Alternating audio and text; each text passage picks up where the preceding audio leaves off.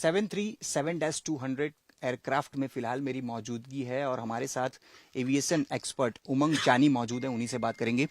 उमंग जी, लंबे समय से आपको एक्सपीरियंस रहा है बोइंग को लेकर और फिलहाल हम एक बोइंग की कॉकपिट में भी हैं, लेकिन अहमदाबाद में 12 जून को जो एयर इंडिया का 787-200 जो ड्रीम लाइनर क्रैश हुआ, उसके बाद एक प्राथमिक जांच रिपोर्ट सामने आई है जिसमें कहा जा रहा है कि थ्रस्ट एक बार शुरू में मिला, लेकिन बाद में जो आगे की जो उसको थ्रस्ट मिलना चाहिए था नहीं मिल पाया, क्योंकि जो फ्यूल था वो नहीं मिला, फ्यूल कट ऑफ हो गया। ये जो प्राथमिक जांच रिपोर्ट है, इसके बाद आप क्या अनुमान लगा पाएंगे?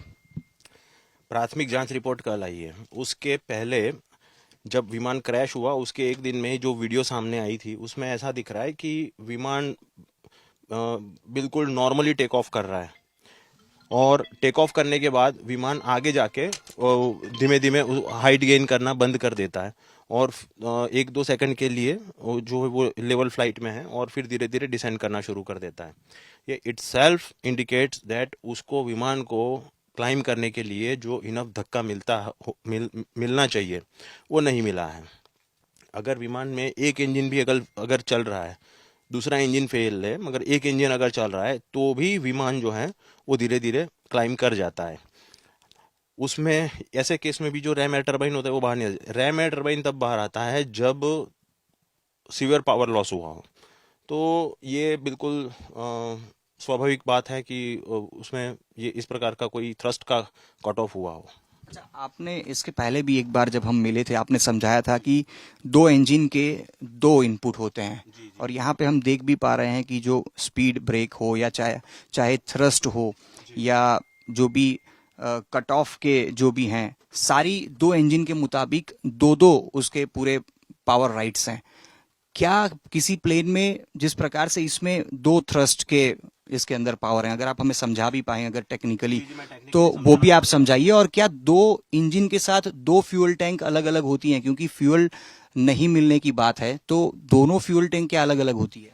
हम फ्यूल सिलेक्ट कर सकते हैं कि कौन सी टैंक से हमें फ्यूल लेना है। इसमें फ्यूल सिलेक्टर वाल्व भी होता है। देखिए, उसमें ऐसा है कि दोनों इंजन इंडिपेंडेंट वर्क करते हैं। हम अभी जिस विमान की कॉकपिट में ये है विमान है बोइंग 737-200, ये पुराना एक मॉडल है उसका विमान है। उसमें आप देख सकते हैं कि इसमें भी दो इंजन लगे हुए हैं और ये जो पूरा यूनिट है इसे हम थ्रॉटल क्वाड्रेंट कहते हैं। तो ये दोनों इंजन होते हैं, अगर आप उसको दोनों को एक साथ ऑपरेट करना चाहें तो वो दो एक साथ ऑपरेट हो सकते हैं। अगर आप उसको इंडिपेंडेंटली ऑपरेट करना चाहें तो आप इंडिपेंडेंट भी ऑपरेट कर सकते हैं। तो उसकी हर एक जो स्विचेस होती है, जैसे कि थ्रस्ट रिवर्सर की जो स्विच है वो आप एक साथ भी ऑपरेट कर सकते हैं और उसका एक इंडिपेंडेंट भी आप ऑपरेट कर सकते हैं। उसका जो फ्यूल कट ऑफ है वो भी एक साथ ऑपरेट कर सकते हैं और उसके इंडिपेंडेंट जो है वो ऑपरेट हो सकते हैं।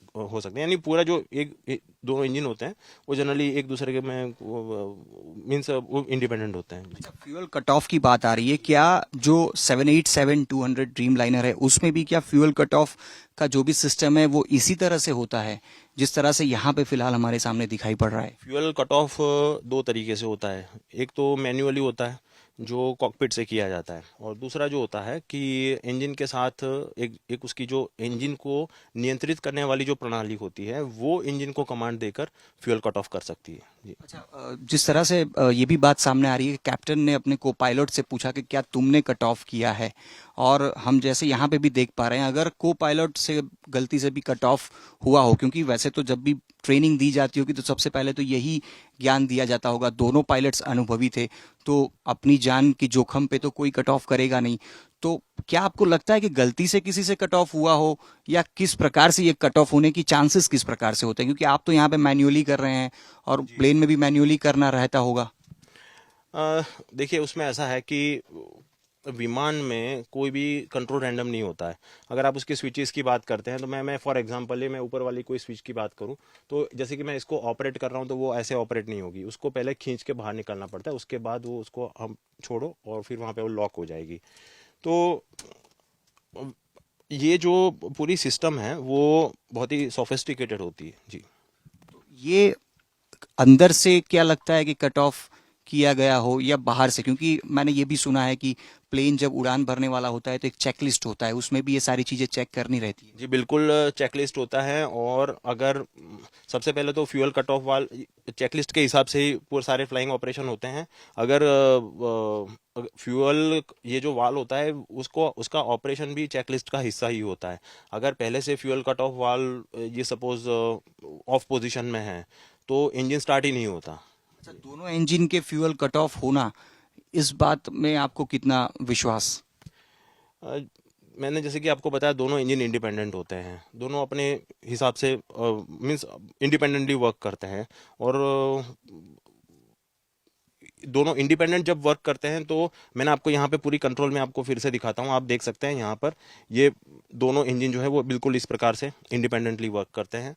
जी, वैसे कोई संभावना नहीं होती कि दोनों जो हैं वो एक साथ इंजन फेल हो जाएं। जी। अच्छा, तो आप तस्वीरों में जो देख पा रहे हैं, तो जो फ्यूल का जो कट ऑफ का एक ऑप्शन होता है वो फिलहाल ये जो 737-200 एयरक्राफ्ट है उसमें यहाँ पे इस तरह से दिया गया है, जो कि अप एंड डाउन करना रहता है। आप यहाँ पे 1 और 2 भी लिखा हुआ है जो कि देख सकते हैं, जो कि इंडिपेंडेंट इंजन का अपना एक राइट्स होता है। अगर आप इसको ऊपर की तरफ करते हैं तो ये आइडियल पोजीशन में आता है और नीचे की तरफ कट ऑफ होता है। सर ये बताइए कि क्या इसको अलग अलग तरीके से कट ऑफ भी किया जा सकता है? अगर अगर पायलट चाहे तो किसी एक इंजन का फ्यूल कट ऑफ करे और दूसरे इंजन का फ्यूल ऑन रखकर प्लेन को चलाए। पायलट चाहे तो ऐसा कर सकते हैं, वो दोनों कंट्रोल्स इंडिपेंडेंट है, आप देख सकते हैं। और जो ड्रीम लाइनर जो है उसकी अगर आप देखेंगे तो यहाँ पे जो दो स्विचेस लगी हुई है, कट ऑफ की जो स्विचेस लगी हुई है वो इंडिपेंडेंट वर्क करती है। आप अपने अनुभव से फिलहाल जो जांच रिपोर्ट आई है और जिसमें कहा जा रहा है कि फ्यूल नहीं मिला और उसके बाद थ्रस्ट नहीं मिल पाया और प्लेन नीचे की तरफ आया, आपको कहाँ पे खामी रही ऐसा लग रहा है?